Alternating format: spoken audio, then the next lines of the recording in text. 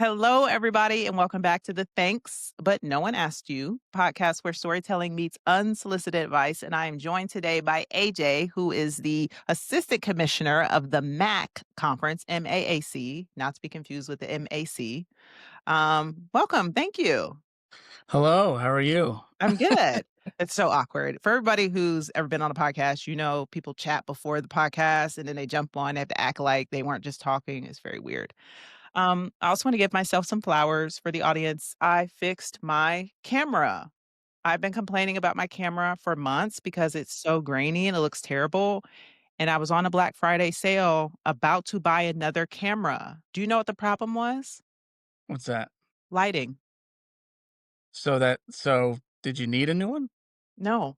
You just needed a better light? I just needed 2 lights. I needed 2 lights. I brought 2 light I already Do you have the do you light. have the circle ones that I see, like, influencers use? No, Okay, I do. I have a small one, but it doesn't do anything. I have they're square and they're in a pole. gotcha. Anyway, all that to say is, ugh, Did you whatever. return the computer that you bought? Now I kept everything. The thing is I had these lights. It just doesn't make sense, AJ. You're trying to make sense of this and it doesn't make sense, Okay. okay? What I'm trying to tell you is I had everything I needed and I just refused to just use what I needed and already had, and I wanted to just buy something to fix the problem. This is the problem with America and me. That's the problem? We're consumers. We just buy We stuff. are. We don't, like, W try to fix or solve anything. We're like, "I'll just buy this and it'll solve everything." we are. Anyway, I feel like I feel like I just made myself look bad. Okay, let's jump in. Everybody knows we are going to jump in a hot seat first, and then you're gonna introduce yourself. So first Okay. things first, let's get into it. Lane Kiffin. You wanna know what I think about Lane Kiffin? Yeah, let me first set the scene, everybody. So Lane Kiffin, this man who has been trolled, I feel like his whole professional career, led Ole Miss to an 11-1 season and is leaving right now before bowl games, before the season is over, to go to LSU. Thoughts? So here's my first thing with Lane. My first full-time job was at Fresno State. He Mm, was a Fresno State guy. Not that I have any connection other than that, but I am a Lane Kiffin fan just because of that, and he's got a really cool story on how he got into coaching. If you haven't okay. heard it, look it up, but, he essentially, like, forwent his senior year, to my understanding, and just started coaching right away, which is fairly rare, so love that story. I think it was when David Carr was coming in. Fast forward to now, he has been a head coach at numerous locations. I gotta respect that. Here's the thing with departing, and I got a bunch of texts. Not that I have anything to do with Ole Miss football or LSU football whatsoever. Just because I work in college athletics doesn't mean I know any of these people. Um, what is it? Signing day is coming up tomorrow. Yeah. You have you want your head coach in for signing of your freshman class. Okay. You probably, if you were I'd get it from Ole Miss's standpoint, if you're Ole Miss, you probably don't want the head coach that's going to another rival school hanging around and being like, "Alright, let's go win a college football playoff. Yeah. Also, when we're done, I got 8 spots available at my new school." So Okay, I that's get fair. why, Ole Miss was like, "You gotta go. Appreciate it." And then the reality is I get it, money talks. It it's a personal decision. Yeah. You can't blame someone for taking a gig. I get Yeah. it. Okay, that's fair. I think at first when I heard it, I was like, Lane sucks. And then somebody was like, well, I think Ole Miss asked him to leave because, like, it's kind of weird. Yeah, if I listen, one day I hope to be an athletic director. I don't think unless you're going from a very, very small school to a really, really big school that you're probably not gonna steal our recruits from, I'm probably not gonna let you hang around and coach. There'd be a very, very few amount of exceptions, and, there's still a long time till a national championship game, so if he ends up making a run, he's gonna have a long time to recruit your current college football playoff caliber athletes. That's So, true. Okay. I don't think I'd want him sticking around. All right. That's fair. That's a fair assessment. It's a very even assessment. Okay. Do you listen to music or podcasts? I listen to podcasts, and I do listen to a lot of music, yeah. Okay. Are you familiar with Spotify's Warped or Wrapped? wrapped up? Oh, at the end of the year? You're gonna ask me about my wrapped up? Yes. You can ask me about my wrapped up. Um, I do I my Instagram is private, but I will publicize it to my very few followers of primarily just family and friends. But, Taylor Swift has been my number 1 for the last What? 3 years. I Really? don't think she's gonna hit it this year, though. I don't think she's gonna hit it. I'm a big Bruce Springsteen fan. I went on a big Bruce Springsteen run, over the last few months for some odd reason. I lived in Asbury Park. My wife and I just moved 2 miles away from Asbury Park, but we're still Asbury Park people. We live in Neptune City now, where much of the E Street Band is from Neptune City and from Neptune. Wow. But, I don't think Taylor's gonna she might be in number, like, 3, but this year I went on a big Southside Johnny and the Asbury Jukes and a Bruce Springsteen run. I think they're gonna take it. But Okay. I don't know. I've been listening to Opalite a lot. That's usually so here's the thing, Taylor Swift is my shower music, so I will So listen you're to her. singing Taylor Swift in the shower? I don't sing, but I listen. Oh, AJ, you gotta be singing. Who's not singing Taylor I'm Swift when a maybe Taylor dancing a Swift little comes bit on? if you want that vision, but, what is it? That's my shower music. Oh, yeah. Okay. Alright, did you see the Bruce Springsteen movie? Of course. First, Really? it wasn't the Bruce it was the Asbury Park movie featuring Bruce Springsteen. If you're Okay. not familiar with Asbury Park, New Jersey, highly recommend you go. It's my hometown, my new hometown. I've Okay, lived there very for cool. many years, but yeah, outside of a 2-year gap where I lived in Syracuse, but yeah. Alright, I'm I learning. loved it. I absolutely loved it. Every place they shot, I've been to 1,000 times because I was in walking distance from both of my apartments that I lived in Asbury, so it was cool. It was cool to see your town essentially in a Yeah, really, really cool movie. that is really cool. It's like, that's how I feel about watching, I think that's why I like Sex and the City and, what is it? When Harry Met Sally Yeah, is my favorite movie because I'm not from New York, but that's as an adult, that's the place I lived the longest, yeah. and I have a love-hate relationship there, but I feel so nostalgic when, they're shooting a movie or a show, and you're like, Eh, "Oh my god, that's Upper West Side. I Oh was my gonna god, say, were that's." you an Upper East Side or an Upper West Side I guy? was in Harlem. No ki I think you told I worked at Columbia for a hot minute, Oh, so okay. Did you yeah. go to Gin Ramen? If I did, I don't remember. It was my favorite year of life outside of course, when I got married. But, it was my favorite year of life. I made no money. When I You say no can't. money, You when I can't made make no money. money, I mean, like, no, I made $0. Like, I was volunteering a year after law school, and I bartended in Midtown Manhattan. But, so I volunteered at Columbia University for a year, because I couldn't get a full-time gig. And, it was cool. I got to learn the city a little bit. I know how to take a subway. I know how to take the train. Yeah. I shouldn't say no money. I got a train pass for $40 for that cost $240 a month. I got a subway monthly pass that they reimbursed me for. It was all reimbursements, and I got my parking passes daily paid for. So probably average out to maybe in reimbursements, if I got lucky, $600 a month. So, and then I bartended in Midtown Manhattan until 5 a.m. 2 nights a week. Where did you live and how many roommates did you have?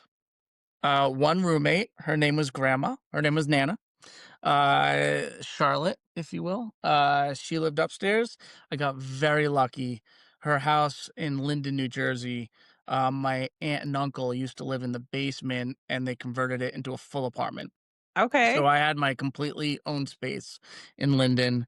Nana lived upstairs, and then what is it? She lived a mile and a half away from the train station. I'd get on the train at 7:04, whatever it was, in the morning.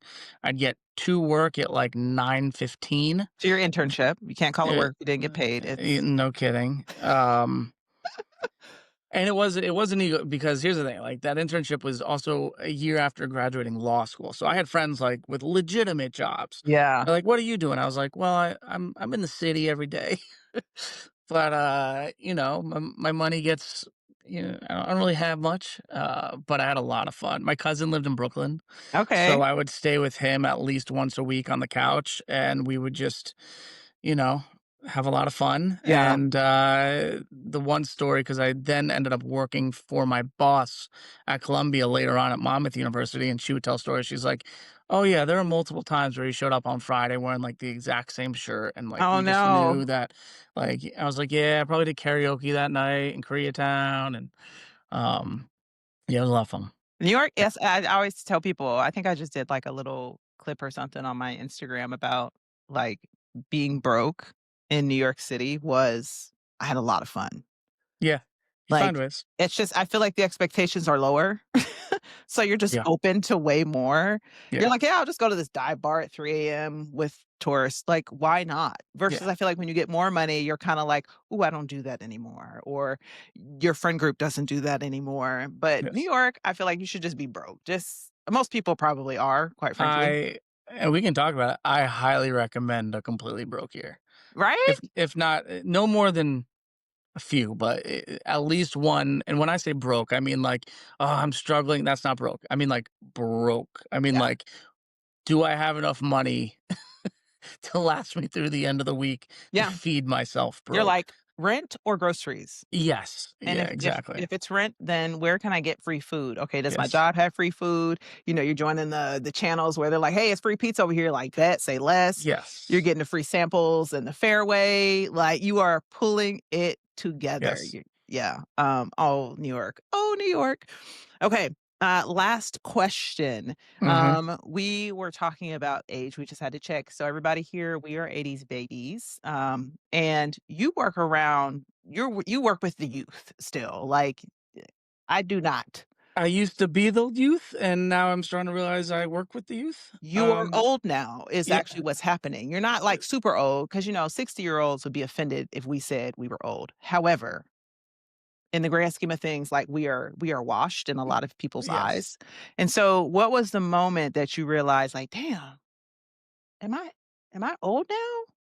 The moment was probably actually within the last few years to where, I got to work in a bigger department, Oh Lord.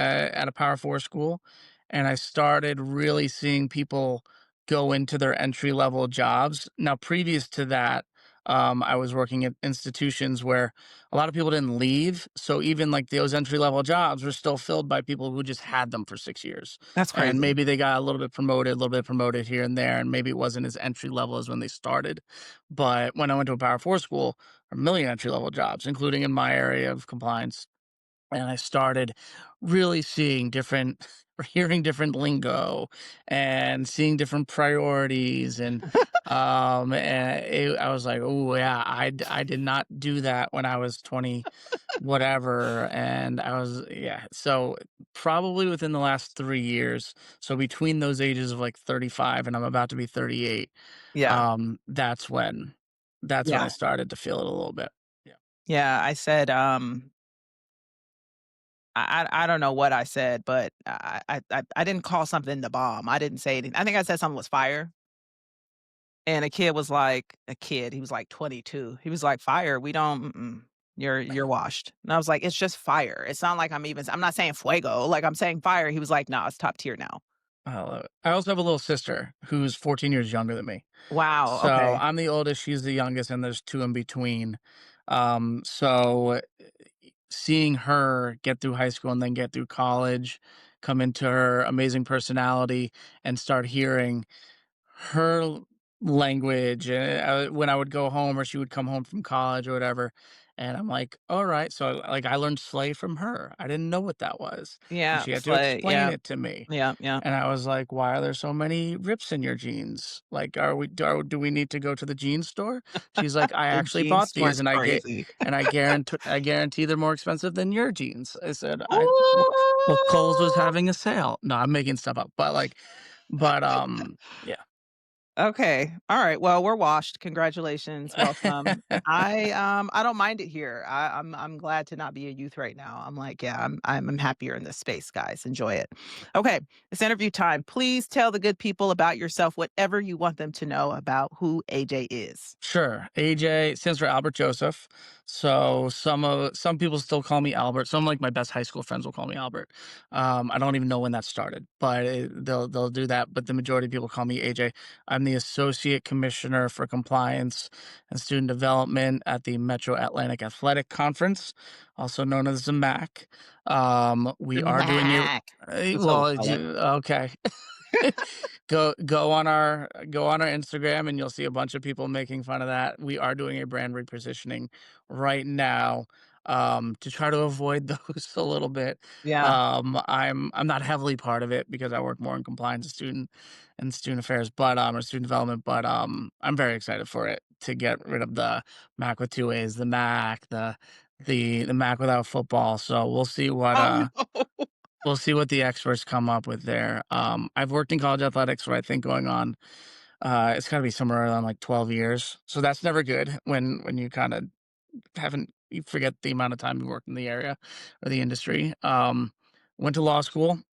I wanted to be a general manager of a football team or a football play or not a football player, but general manager of a football team, or an NFL agent. And I mean, you've seen me, Britt. I'm not exactly a towering presence. So the three ways to get to those jobs, you have to be a former athlete, just wasn't former football player. I just wasn't making that. Okay. I played Division One lacrosse at a solid 5.5, Hey, okay. but no football teams were picking me up off of my high school highlights, which there were, by the way, there are high school highlights out We there. gotta pull them up. They're probably on VHS. VHS, yes. Does anyone here know But what VHS for is? No, football, they're probably probably not. on VHS. You had to have the last name of the owner. Didn't have one of those. My dad did very well for himself, but he was not the owner of the New York Football Giants. Yeah. Or I noticed a lot of people went to law school. So I said, Ah, well, okay. if all of those people went, if those handful of people, like Mike Tannenbaum, he was the GM at the Jets by the time when I was in college. I was like, well, if he went to law school, I don't know why he went to law school. Or like Jerry Maguire, that movie hit Yeah. home with so many people. He referenced going to law school, and you look up these agents, they all went to law. Like, all right, I guess I gotta go to law school. So, went to law school, started realizing a lot of the people in those jobs, even though they went to law school, also got extremely lucky, that you just can't really plan for. You just have to hope it happens. And I got some crazy stories that I've heard, and I don't mean like lucky, like, oh yeah, right time, right place. I mean like really, really right time, really, really right place. You Mm. know, wild stuff, wild stories I've heard. And then, so I decided to go into compliance that I also knew a lot of people with law degrees are going into, with the hope to get to an athletic director seat where I knew that compliance was an avenue to get to. Okay. So we'll see if I still have that goal. We'll see if that goal eventually veers off. At 12 years, it dwindles a little bit every year, Yeah. but taking the job I have right now definitely reignited it a little bit. But yeah, college athletic administrator. We'll see where it takes me. Okay. Yeah, Okay, this is perfect. You actually started answering my first question. So the first question is around your adventure. So I present it to your student athletes. I'm actually working on it's almost finished. The cover is done for my workbook. I'm very excited. cool. And the book is called Own Your Adventure, right? And it's all about just like you got to figure it out. You're going to pivot a million times, and it doesn't matter how many times you hear it, you think like you are special and unique and that like it but this was really hard for me, and it's like it's hard for everybody. So I saw that you had a law degree, and I was like, why? And Why? so actually now that you say why you got it, it's so funny. I wanted to be an agent when I graduated from college, It turns but out a lot of people that were that played sports did. I I want to found that be an out agent. really fast. Because we see the movies and we're like, "Yeah, I wanna do Yes. the sexy thing," where we're, like, on Yes. the phone, we got 4 phones, and we're like, "Yeah, man, I'm wheeling and dealing." And what I learned very quickly was, 1, the law degree, and I was like, "Oof, do I wanna do that right now? No." But the other thing that was a struggle for me was I have what my friends would call a smart mouth. And I think, though, it's because I don't like, for lack of a better word, bullshit. I don't like egos. I don't like dealing with people with egos. I don't feel like playing the game. Like, it's just not something I'm interested in. And so that actually, having been around basketball players who I was cool with, football players who I was cool with, they were cool with me, they were actually not very nice to a lot of other people, you know? And I was kinda like, "I don't wanna be around this. Like, you guys are not the best kept secret? Like, what is Yeah. going on? And I felt like the vibe wasn't gonna work, and it wasn't gonna work for me. Did you get that sense as well? I get the sense now that I don't think I would have been a very good sports agent, Mm, especially in professional sports, um, for a couple reasons. But yeah, I think one hits to you. I don't think I'm not. I did business to business sales for one summer in college, and I absolutely hated it. I had to go around like selling like I don't know, like cruises and Trenton Thunder minor league baseball tickets and all this stuff that like there were pamphlets where like I literally they would hit I would hit the streets with like a partner and we'd sell these things. I hated trying to BS people. mhm. And it just wasn't and selling myself. I just felt I was like, I'm not going to the Thunder minor league games. Why do I want you to go to the Trenton Thunder minor league Yeah. games? Um, when it comes to my current job, um, 2 things really kept me in it. One, I'm actually closer to the game than I think a lot of people realize. Okay. Meaning, while compliance people are wildly underappreciated and you don't even know we exist until there's a problem, at least in the public eyes. I've done things to where I can go, yeah, we probably won a few more games if I didn't put a little bit of extra effort into that waiver or into that situation. Or, I mean, I worked for Syracuse football for a while. I worked for Syracuse athletics and I was the primary contact of the football team. I mean, one of the biggest hugs I ever got was from Fran Brown, his like 1 month on the job. I had the flu for the week of our bowl game. It was signing day on Wednesday. Bowl game was on Friday, I think, maybe even Thursday. No, it was Thursday. It was the next day. It was in the evening. And we were signing Kyle McCord, the biggest recruit, Syracuse football had in a minute, I think. And he was transferring over from Ohio State. Now, everybody internally knew that we were signing him. What they didn't know was that I was doing everything I possibly could to get him to the game. And I don't mean like book his plane ticket. I don't do that. Yeah. Um, but there were a lot of hoops to jump through to make him permissibly by NCAA rules get him there, Mm. which was a lot. And 4 other of our transfers, 2 from I think Georgia, 1 from West Virginia, and 1 from somewhere else, I think. And I didn't think I was gonna pull it off. I had the flu, which wasn't great. People had to like ask about my well-being throughout the entire days. Also, we signed like 20 kids that day in the morning for Wow. incoming freshmen. So it was the busiest week of my life. Got through it, got everybody there. Nobody leaked that Kyle and Fadil Diggs, that was the other one texting him. Fadil Diggs and all these other guys were gonna be there. I think Jackson Meeks, these pretty good football players. Nobody leaked it, and then they showed up on what is it, on the field right prior to the bowl game, and we got smoked in that bowl game. Oh, They did not play. They weren't allowed to play, but all the news was like, "Holy crap, these guys are here." The yeah. other piece to that was at the time, it's not the rule anymore, but at the time, because they went through practice earlier that morning, and by practice I mean I gave them a compliance. I gave them their compliance meeting. They signed their forms. They did a very very quick physical, I think, with our staff, and then they went through like a walkthrough. Because of that, they essentially triggered transfer status, and they weren't allowed to be poached by other programs at that point. So my coach was like, "These 5 are in. We're not going to lose Colin McCord to another program right after this date because they're not allowed to.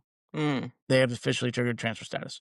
So it's little things like that where I go, "Yes, I'm close to the game. Uh, I'm close to the wins and losses, closer to the wins and losses that I think a lot of other people in athletics departments might realize or might be." So that's why I love what I do. I don't think sports agents are that close to the game. Personally, I could be wrong, but I just they're looking they're looking out for the best interest of the player the majority of the Yeah. times. So Well, the as few opposed to the team. yeah, the few sports agents that I talk to in some capacity or people who handle their finances, I feel like are also tasked with being their therapist and or Sure. handler, like the Yeah. handler. They're just dealing with so much just off the field, off the court stuff. They're like, "Oh my god, I had to deal with this today. This kid did this." And I'm just like, "Ooh, see? Exactly." Exactly. I don't know where my patience lies with that. So also looking through your resume, yes, Syracuse, yes, Monmouth, yes, now you're at the MAAC. However, you also worked at Coppin State, I which is did. an HBCU. For those of you who don't know what that is, that's a historically black college and university. And I mean, you're not black. So every time I see a I'm not. every time I'm I not. see a white person working at a HBCU, I'm like, good for you. You're probably normal. I hope. Like I think a lot of, people in general don't like to be othered. It makes them very uncomfortable, but black people are othered on a daily basis. Like we go to the grocery store in certain neighborhoods, we're the only black person probably in a grocery store besides the workers. I mean, this is an all day, everyday occurrence for a lot of people of color, but you chose to walk into this space. How was it? I mean, were you nervous about it? Were you like, I hope I don't do the wrong thing? Or were you just like, it's a job, it is what it is? Uh, First off, I loved it. Candidly, it was also the closest university to where I was living, That's and fair. the one that answered me right away of yes, come Mhm. volunteer because it was my third year in law school. My first semester there, I think I did 2 days in athletics and 1 day in general counsel, and Mm, it for is all for credit. And then I convinced somebody at my law school to say, "Hey, can I just do 3 days in the athletics department? No offense to the general counsel piece of the university life. I have no interest in going into this area." Um, but so I would go in 3 days a week, a few hours a day, maybe no more than four. I loved it. I went to law school in Baltimore, and I tell everyone like my biggest education in Baltimore, or my biggest education in life was going to law school in Baltimore, and it wasn't because of the law school piece, mhm. it was because of the Baltimore piece. A little bit about my background. I grew up in Bernardsville, New Jersey, which is as white as can be. I went to Mount St. Mary's University, which I love dearly. It's just also fairly white. And then I played men's lacrosse, a fairly Very white sport. whiter sport. Although in my year, Ramel and Shamel Bratton, who I got to play against, uh, they were amazing. And those are two, they're twins. They're two African American twins, and they were incredible. So we saw that there's more diversity coming, and Yeah. there is now. There definitely is. More than what it used to be. But Baltimore, going to school in that city, I was a wrestler in high school, so I wanted to do something socially, so I started taking up MMA and jujitsu. Oh, dope. So my gym was as diverse as can be, Yeah. and I started really making friends with people from different demographics. When I say, like, West Baltimore and East Baltimore, like, that's where they grew up, and they had different stories, than how I grew up. Yeah. That's where the best pieces of my education came from and learning about different backgrounds and whatnot. So going to Coppin State after training with those guys for 2 years, it wasn't that hard. It In was fact, light work. a You're lot like, of "I them did lived this right last next to week." a lot of them lived right next to the university. They're like, "Oh yeah, I live right over there." Coppin State is also at one point, it was on the most, like, this is all anecdotal, like, this is what I've heard, I don't know if it's actually true, but it was on the most dangerous street in the United States, in North Ave. Believe So it. it's a scary Believable. street. Yeah. But I'm sorry, that campus is beautiful. I love Yeah. going to it's a very pretty looking campus. Um, it's at least for being on the most dangerous street in America. Yeah. It is secluded from a lot of that, and I really enjoyed it. So it Yeah. was me and my buddy Paul Cox, who works over at William and Mary in the compliance office. We were as whiter as white can be. Uh, but I feel like we fit in just well, and at the end of the day, it's athletics. The Yeah. name of the game is to help programs do whatever you can to help them win more, do whatever you can to help the student athletes get to where they need to get to, do whatever you can to help the coaches succeed. So, Yeah. yeah. It's That's not about you, awesome. it's about them. Yeah, it's awesome also to just, like, get to that space. I think, yeah, I could go on to a whole a darn wormhole about how, like, people have aha moments. I'm like, "You're too old to have this aha moment," but it happens when it happens. So, you're doing jujitsu, you're doing MMA. Was there a time where you were like, "Oh, like, I'm out of touch," or, "Oof, I was really privileged," or like, "Oh, wow, I really just, like, this how did I miss Yes. this?" Yes, and I remember it all the time. I think about it all the time. I was training with a dude. I was 22, 23, 24 maybe. He was 30. His name was Kevin. Kevin started training closer to like 30 years old, 31 years old. We both came in around the same time. He had been to jail. And he's like Mhm. a we looked he had a outside of having a kid, you would have thought we were just we had the same we were peers. He looked young, he was energetic, all this stuff, but he had a responsibility of having a kid, but he had also been to jail and he was going back to school to get his nursing degree or something like that. He had worked Mm. at the hospital, one of like the 5 hospitals in Baltimore City, just doing I don't know whatever he was doing, but he wanted to go be a nurse. He actually lived near Coppin State, wanted to go back to Coppin State to get his nursing degree. And I'm like, oh, nice, like that's awesome. He goes, yeah, you don't get it. I get made fun of in my area for the concept of going back to school and going to be a nurse. I'm Mhm. like, "What are you talking about?" He goes, "When you get" he's like, "When you leave middle school and when you leave high school, that like how I grew up in is when you leave high school, you go to college." He's like, "When I left high school or in the middle of high school, it's like, no, no, no, you don't go to college, you go deal drugs." Because that's the expectation. Just like your Mhm. expectation was to go to school, my expectation was to go deal drugs. And that's what he said to me. And he's like, and I did that for a little bit. And he goes, and then I finally got my act together because I had this Yeah. kid. He goes, training, and now he is a stud. He trains a lot of mixed martial artists. Now he's what am I, 38? So he's in his 40s now, but in his like mid 30s, he started actually fighting. I never got a fight. Never asked for a fight. I just wanted to train. But he started fighting. He's a stud. He's a black belt in jujitsu and kicks people's butts. But what is it? That's how he got out, and he needed to get out, and he realized it, and I'm like, we grew up very, very differently. If I was told I think the biggest reason I went to college and all my friends went to college from where I'm from is because we were told you're supposed to go to college, Yeah. like, The baseline, it's the nonstop, like, expectation. that's the expectation. If you're not doing that, you go be a plumber or go be an electrician. That's what you do.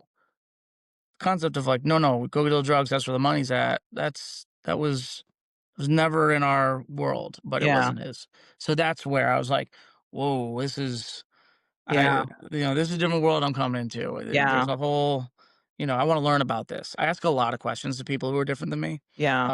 Like religion, if someone has a different religion, I'm fascinated by what that religion's about and how they get there. Yeah. Yeah, Dope. That's really awesome, and yeah, I love the art of storytelling and just being curious about getting to know people. Yeah, there's so much, like, you wouldn't even know to ask, and yes, so just hearing somebody's story is like, "Dang, like, wow, I really, okay, didn't even know that was an option, didn't yeah, even know that was a thing," and it builds so much more empathy, right? It's like this whole concept of people being like, "Oh, this group of people choose to be this way." It's like, you don't even understand their psyche. Like, you have no idea actually. yeah, But, that's dope. That's really awesome, and I hope that you, like, definitely instill that kinda mindset into kids today, um, because, yeah, I mean, everybody needs to be curious about other people, but yes. okay, next question. Uh, okay, I wanna talk NIL. Okay, I have to do this. So, I have friends who coach. Listen, it's funny when I go to family dinners, Thanksgiving, whatever. Nobody talks about politics anymore. They just want to talk to me about NIL. So Well, here's here's I the get thing. it.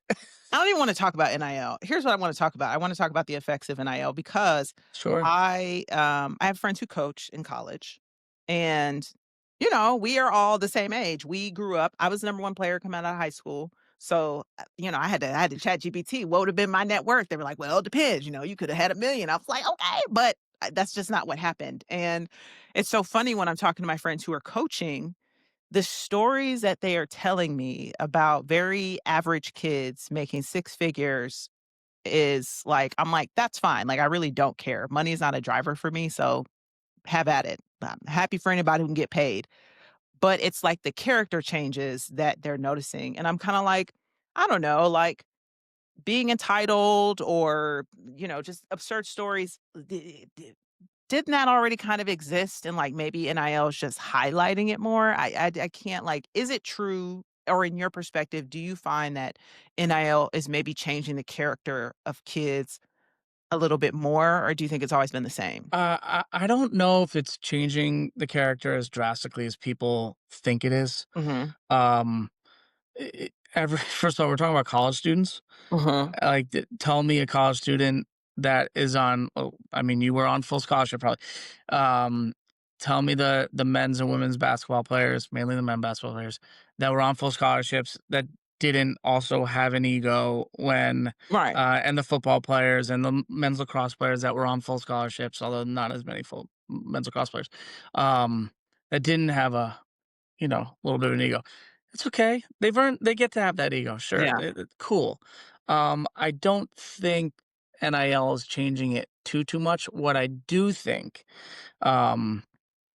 do think is it's changing a lot of other people around them.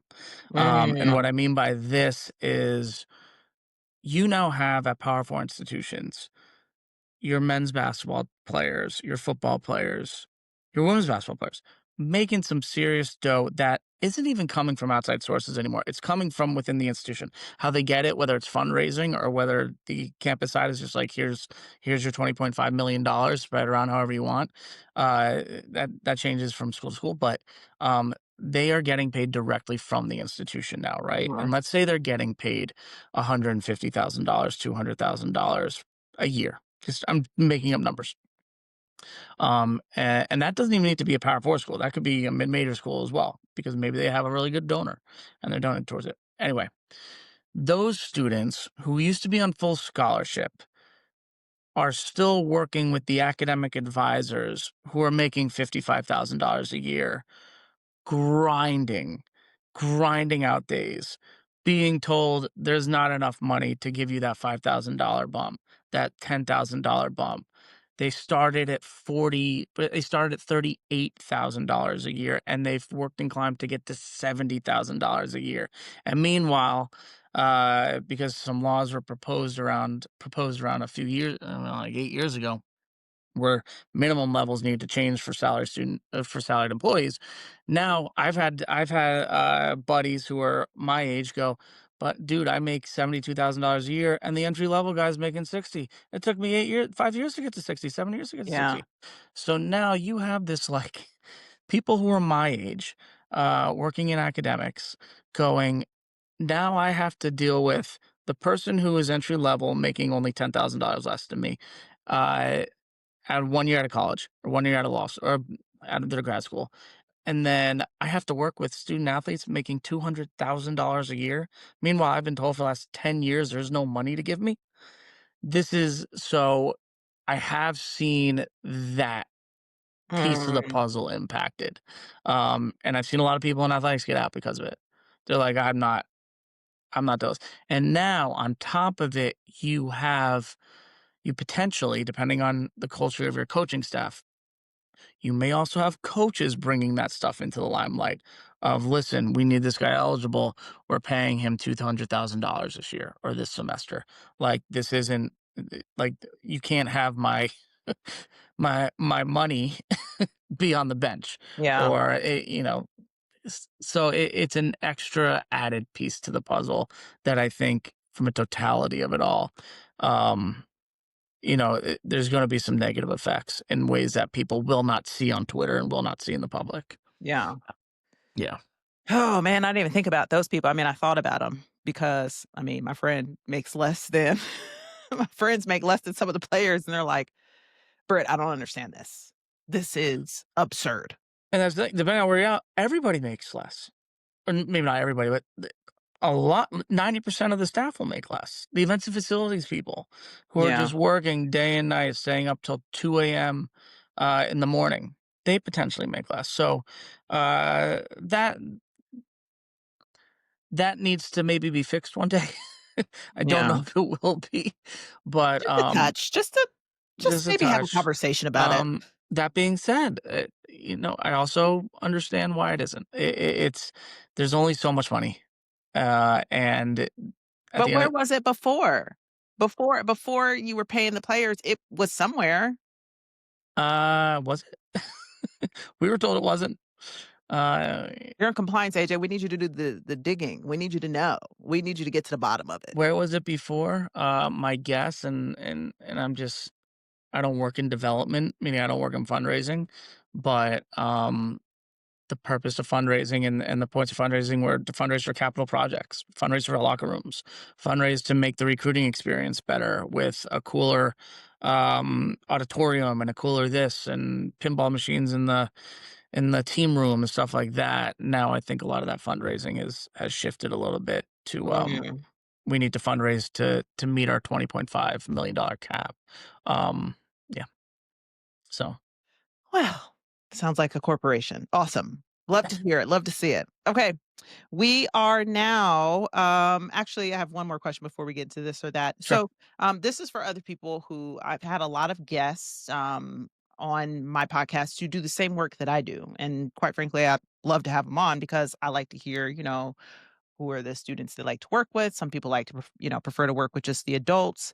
Some people like a certain segment, a certain division, whatever. And I think everyone has their own style. From your perspective, having creative programming or seen programming happen at schools, what is like one thing that you think people who come in and present to students need to stop doing? And what's one thing you think they need to start doing just as a whole? Yeah, that's a good question. Stop doing. I'll do start doing. They do need more career development. They need more of the unsexy stuff to be put on their plate. The how to get an internship, how to resume build, how to go to a professional dinner, how to present, public speak, those things that are so far removed from NIL, but are so critical to get a job. Because here's the reality: the large majority of student athletes aren't going to be able to uh, pay off a home from their college athletics experience. They need to go get a job, and I think there just isn't as much emphasis as it used to be in student athlete development services areas uh, because of NIL and because of that. I mean, I remember interviewing somebody for a student services position. It wasn't my hire. I was just kind of on, in the in-person interviews. I was part of the day, and I straight up and this person just nonstop talked about NIL. And I was like, awesome, great. Our football team and our men's basketball team will fully appreciate that. Um, but we have like 20 other sports. Yeah. Like, what are your thoughts on literally going over a resume with them? What are your thoughts on getting them internships? Hmm. All of them. Um, that's what I think needs to be a little bit more focused on the unsexy stuff and getting them to the next level. Yeah. So that's Awesome. start stopping. I mean, I don't think there's anything that's too crazy going on in college athletics or like you need to stop doing this. Um, let me think.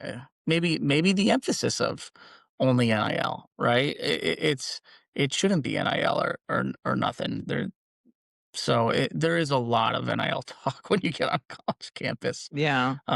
So It's bizarre. I don't really, well, I don't know. It doesn't matter. Doesn't matter what I think. Okay, cool. yeah, I will say this. I do want to disclaim though, NIL is important. Schools should, now that it's permissible, schools should be investing in their student athletes now that they're allowed to. They should be doing that. What they shouldn't be doing is only focusing on that and Yeah. saying this is the end all be all and putting all of the God bless them lacrosse players and softball student athletes and baseball student athletes aside. Honestly, I love working in the MAC because that's the way like the softball player to a number of those administrators is just as important to the basketball player. Yeah. Now we are a basketball driven conference and they will get a lot of attention, but you go on a campus and those softball players, those baseball players, they know their administration because you can tell their administrations are involved with the entire student athlete body. You go to, I'm speculating a little bit, but I would guess if you go to a number of Power Four schools, you're going to go, you're going to see an AD or somebody maybe on a men's soccer game, maybe at a playoff game, an NCAA tournament game, and those soccer players are going to go, that dude hasn't been to one of our games all year. Mm.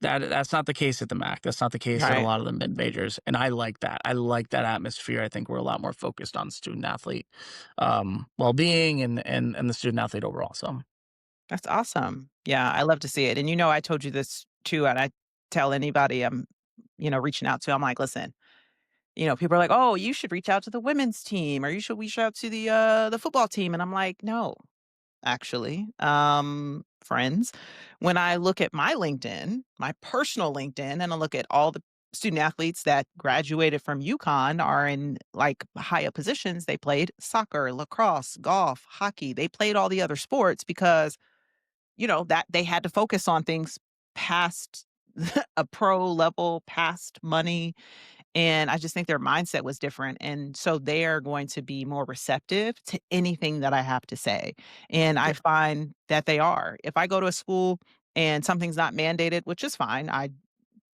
prefer it not be mandated, I prefer people opt in. I always find, like, some of the women's basketball players may come, the men's basketball players are never there, the football team is never there, it's everybody else there, and I'm like, "Great, you all showed up because you want to gather something, I wanna pour into you," and it's nothing against the, revenue generating sports, I played a revenue generating sport, but I also was friends with revenue generating athletes, and I know how they think, and I'm like, guys, I don't wanna fight anybody the same way you said earlier, like, "Listen, if you I'm gonna say stuff, and if you wanna listen, listen. If you don't, yes. that's your choice." But it's so much easier when they wanna listen, so Oh, I thought of my stop. I thought of my stop. And it's not college athletics per se. It's more at the high school level. okay. Parents, high school guidance counselors, maybe even high school coaches. Some of them, not all of them, not a lot of they need to stop pushing this like D1 is the ultimate dream if you don't get there. No. Like find the right fit for your kid. And here's the underlying piece that nobody likes to hear. And I will go to presentations and I will tell people very, very candidly, not everybody's meant to be a Division 1 student athlete. Not everyone's even meant to be a college student athlete. Don't go and put your kid in a bad position because they really, really want to do it, and maybe you really, really want them to do it, and go get into loads and loads of debt and go into the example I love to give is like you have prospective student athletes going on Division 1 teams, going, walking on. Now, here's the thing. I get to say this because I was a walk on. I didn't get $1 of athletics aid. Mm, Um, but I went to my men's lacrosse team at Mount St. Mary's going, I'm cool with being a backup. mhm, I just want to play at this level. mhm, I had played a year at Division 3. I did very, very well. I wanted to go, okay, I want to see if I can play at Division 1. If I'm a backup for 3 years, that's on me. It's not on coach. It's not on the team. That's on me. I got to be better. mhm, And I played goalie, so there's only one position, only one person I got to play every day. mhm. Unfortunately for me, I backed up one of the only All Americans in the history of the school, Wow. and TC DiBartolo. He's the head coach of McDaniel right now. But he was a stud. Um, not enough people, not enough prospective student athletes understand that if you go and you're a walk on, I used to hate seeing walk-ons walk into my office after 1 semester or after a year and be like, "I just wanna play." It's like, "My dude, if you did you think you were going to play in your first semester as a non-scholarship student athlete?" Now, I've seen it done before, don't get me wrong, but that is a 1%, 2%, out of the time. It's usually like a highlight story ESPN will go like, "This Yes. walk-on earned a scholarship." That's why it's And always listen, like a monumental story Th because it doesn't the happen. coolest if you wanna look up the coolest story ever, go look up DJ Reed.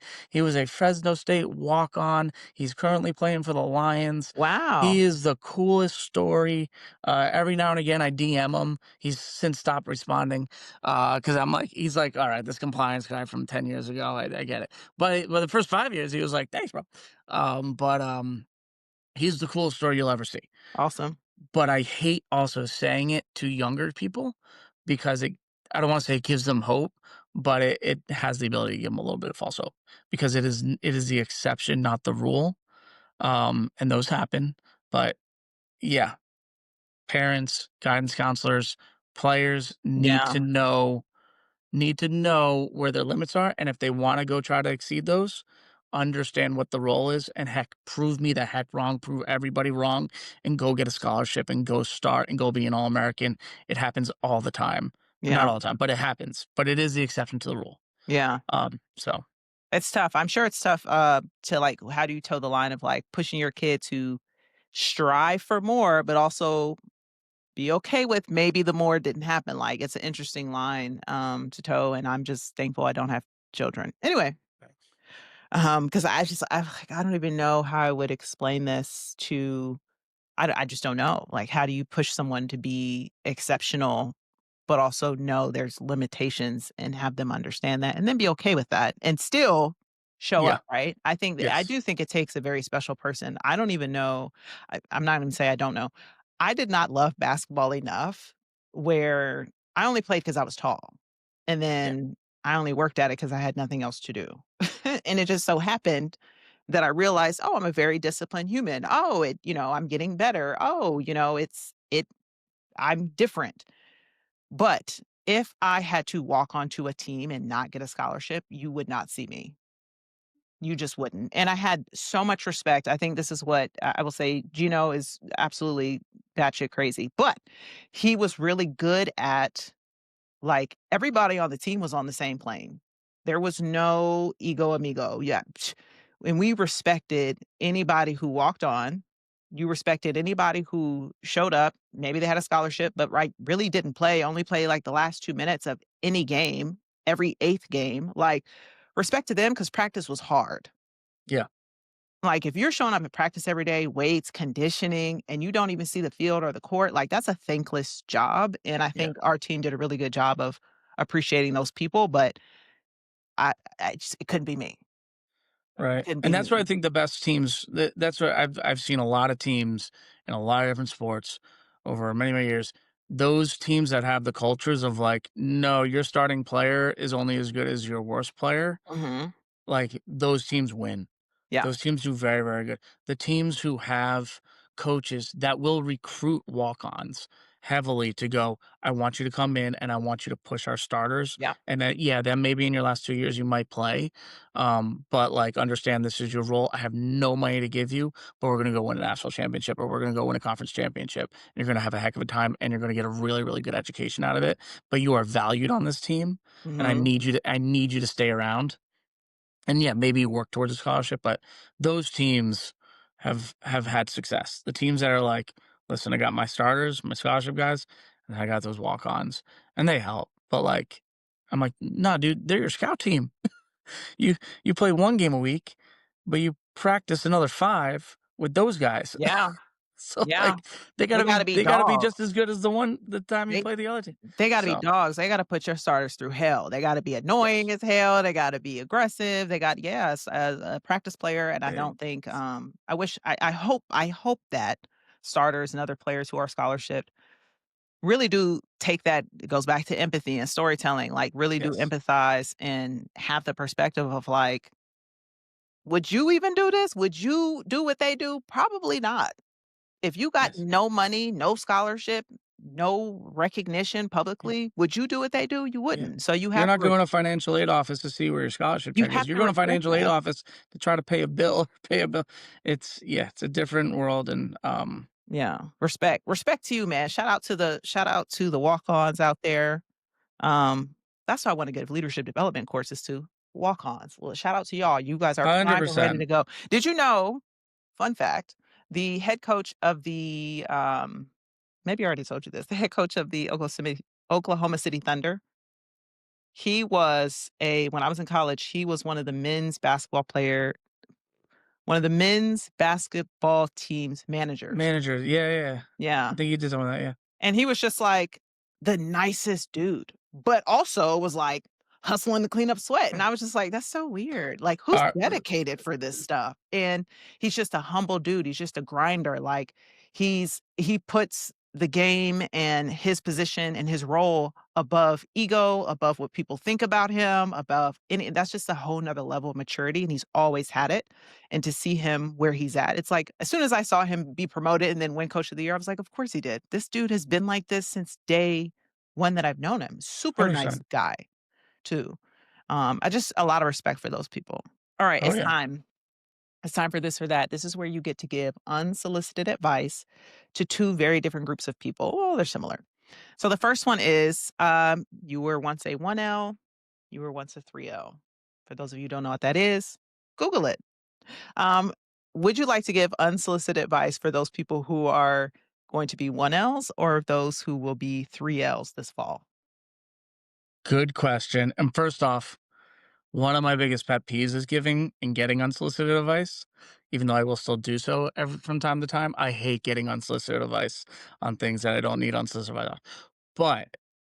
But everybody still gives it. Yeah. 1Ls get enough advice. They get plenty of people in their ear. 3Ls definitely either need more, um, they definitely need more because they're about to go through the bar, and they're about to go through, a stage of life that they have avoided, for the last 2 years. While all their other friends are getting jobs, they were still doing school, and it was very, very hard, but, um, yeah, they're gonna have to play some catch up. So, yeah, probably 3L. All right. What's the advice you have for 3Ls?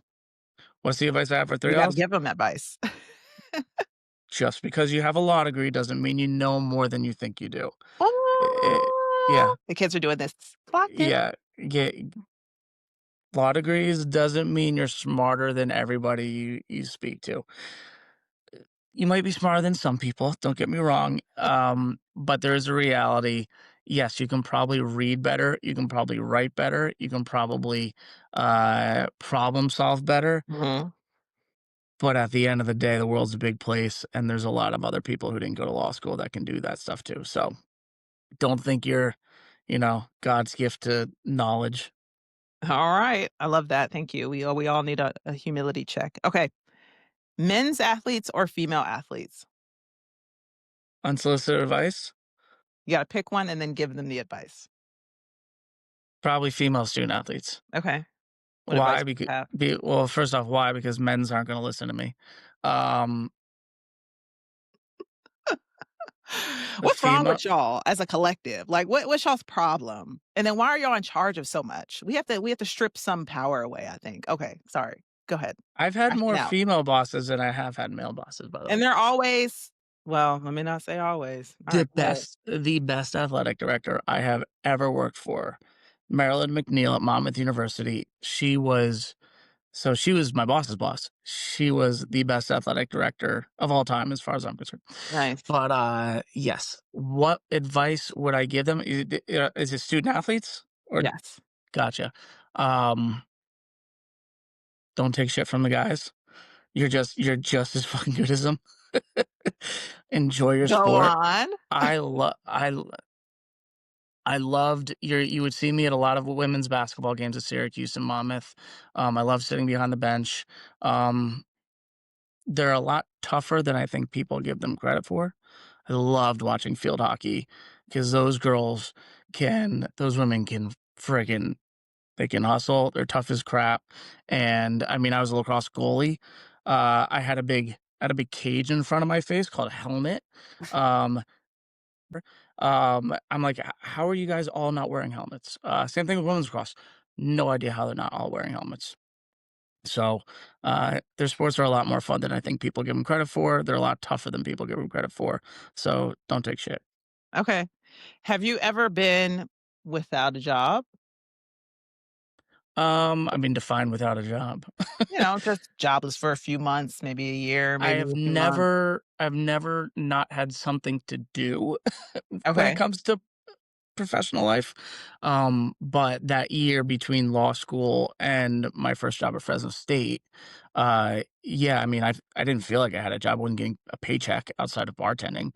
And I mean, like I said, I was still volunteering. It was the most fun time of my life. I was so broke. I was so poor, but it was tough. It Okay. was really, really tough. So let's give you this last option then. Last one. Would you like to give advice for those people who are going into their first internship or going into their first full-time job? Probably their first full-time job. All right, go for it. I would say don't take it for granted. Just because you're one step above an intern doesn't make you any more important than an intern. You need to be an absolute sponge. The biggest thing I like to tell people, especially again in the compliance world, do not try to learn everything at one time. Everything will be thrown at you at one time, Mhm. but you need to start becoming an expert section by section by section. If you try to go, oh, I mean, if let's say I'll use compliance as example. Let's say you're in a 5-person department and you're divided by sport, and you're like, ooh, um, I just got assigned to me women's basketball. I don't want to see you come into my office a month later and be like, I think I'm ready for men's basketball. Like the hell you are. You need to dedicate your entire well-being to learning the women's basketball world, not just the rules, the world of it, the culture of it, the recruiting cadence of it, all of that. Yeah. You need to know women's basketball at the back of your hand. And then guess what? Men's basketball will come to follow because it is different.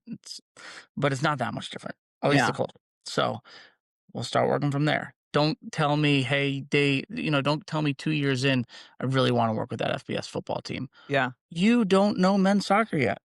Figure out men's soccer and become an expert. Become the best men's soccer compliance person in the country.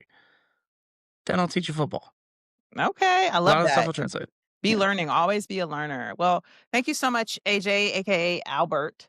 Um, fun. Shout out to Alberts out there. I used to date Albert. He was weird. Okay, moving forward. Thank you so much for your time today. absolutely, I appreciate this, and I hope to see y'all next time. absolutely. Hopefully I see you in the spring. Not Yeah, not your audience, but you. you're gonna see me in the spring.